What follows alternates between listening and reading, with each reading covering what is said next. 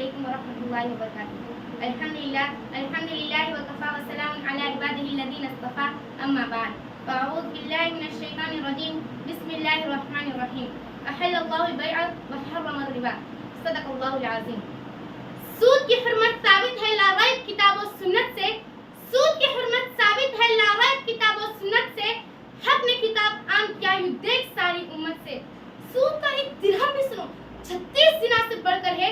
سود کا ایک درہم بھی سنو 36 زنا سے بڑھ کر ہے. سود ہے نجیس عین سنو یہ سور سے بھی بدتر ہے. سود کے بارے میں کچھ بات پیش ہے غور دل سے سنو. سود سراپا لعنت ہے اے اہل ایمان اس سے بچو. میری پیاری بہنوں آج میری تقریر کا عنوان سود کی حرمت اور اس کے نقصانات ہے. دعا کیجیے اللہ تعالیٰ مجھے صحیح بولنے کی توفیق دے. مجھے امید ہے کہ آپ بغور سماعت فرمائیں گے. سود ایک ایسا لفظ ہے جس کو ہر خاص اور عام انسان جانتا ہی نہیں بلکہ اچھی طریقے سے واقف بھی ہے. سود خوری کا طریقہ آج سے اس زمانے میں پیدا نہیں ہوا بلکہ اسلام کے ظہور ہونے سے پہلے ہی اس کا سلسلہ جاری ہے. مگر آج کے زمانے میں اس بدترین فعل کو اس قدر عام کر دیا گیا ہے کہ لوگ اپنی کم عقلی اور بدبختی کی وجہ سے معاشیات، اقتصادیات اور تجارت کے لیے ریڑھ کی ہڈی سمجھنے لگے ہیں، جبکہ یہ مسلم معاشرے کے لیے دیمک کی حیثیت رکھتا ہے جو انسان کو اندر سے بالکل کھوکھلا کر دیتا ہے. لاکھوں ہزاروں خاندان سود کی نحوست کی وجہ سے روٹی اور سالن کے محتاج ہو گئے ہیں. لاکھوں کی جائیداد کوڑیوں کے مول فروخت ہو گئی ہیں. میری پیاری بہنوں ہم سب کے آقا و مولا جناب احمد مجتبیٰ محمد مصطفیٰ صلی اللہ علیہ وسلم نے سود لینے والے، سود دینے والے، سود لکھنے والے، سود کی گواہ بننے والے پر لعنت فرمائی ہے. اللہ تعالیٰ قرآن کریم میں فرماتے ہیں کہ اللہ تعالیٰ نے سود کو حرام قرار دیا ہے اور خرید و فروخت کو حلال قرار دیا ہے. اس سود کی نحوست کی وجہ سے بہت سے غریبوں کے گھر ساز و سامان، زیورات، زمین اور جائیداد ختم ہو جاتی ہے. اللہ تعالیٰ سودی لین دینی کاروبار سے اللہ تعالیٰ کس قدر ناراض ہوتے ہیں اس کا اندازہ آپ اس آیت شریفہ سے لگا سکتے ہیں.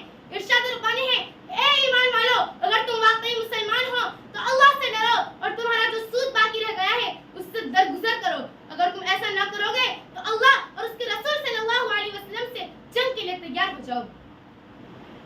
میری پیاری ہم ساتھیوں سود کا گناہ اور اس کی نحوست کس قدر ہے اس کا اندازہ آپ اس حدیث شریف سے لگا سکتے ہیں. حضور اقدس صلی اللہ علیہ وسلم نے فرمایا کہ سود کے 73 درجات ہیں. اس کا کم سے کم گناہ یہ ہے کہ ماں سے زنا کرنے کے برابر ہے. اور مزید ارشاد ہے سود کا ایک درہم لینے کا 36 مرتبہ ماں سے زنا کرنے کے برابر ہے، جبکہ زنا یہ خود ایک شدید ترین گناہ ہے اور اس کا ماں کے ساتھ مرتکب ہونا اللہ اکبر. سوچ لو سود کے آخری درجے کا گناہ کس قدر شدید ہوگا. اللہم احفظنا منہ. اے دنیا میں رہنے والوں سود کی حرمت یاد کرو، اس کی نحوست یاد کرو اور اس کی لعنت یاد کرو. اے اسلام کے پروانوں جب آپ صلی اللہ علیہ وسلم شب معراج میں تشریف لے گئے، جب آپ صلی اللہ علیہ وسلم کو جنت، جہنم اور صحابہ کرام کا دیدار کرایا گیا تو آپ صلی اللہ علیہ وسلم نے سود خوروں کو بھی دیکھا جن کے پیٹ بڑے بڑے گھڑوں کی مانند تھے. یہ وہی سود اور پیاز کھانے والے تھے جو مقروضہ پیسوں سے زیادہ وصول کیا کرتے تھے. حضور اقدس صلی اللہ علیہ وسلم نے فرمایا جب ہم ایک سرخ نہر کے پاس پہنچے جس کا پانی خون کی طرح لالا تھا، وہاں پر کچھ لوگ بمشکل آتے تھے اور وہاں پر کنارے پر دو فرشتے بڑے بڑے پتھر لے کر بیٹھا کرتے تھے. زبردستی ان کا منہ پھاڑ کر پتھر ان کے پیٹ میں ڈال دیا کرتے تھے. یہی تھی سود خوری کا انجام. اسلام کے پاس بنو آج کل ہم لوگوں کو پیٹ کی فکر رہتی ہے، مال کو حاصل کرنے میں اور پیٹ کو بھرنے میں حلال اور حرام کی پرواہ نہیں رہتی، جبکہ ایک مسلمان کے لیے اس کی پہلی اور اس کی آخری چیز شریعت اسلامیہ ہے. سود اسی لیے حرام ہے کہ صاحب مکان کے لیے اپنے لیے نقصان کی کسی کا پہلو روادار نہیں رہتا بلکہ نفع ہی نفع کا طالب ہوتا ہے.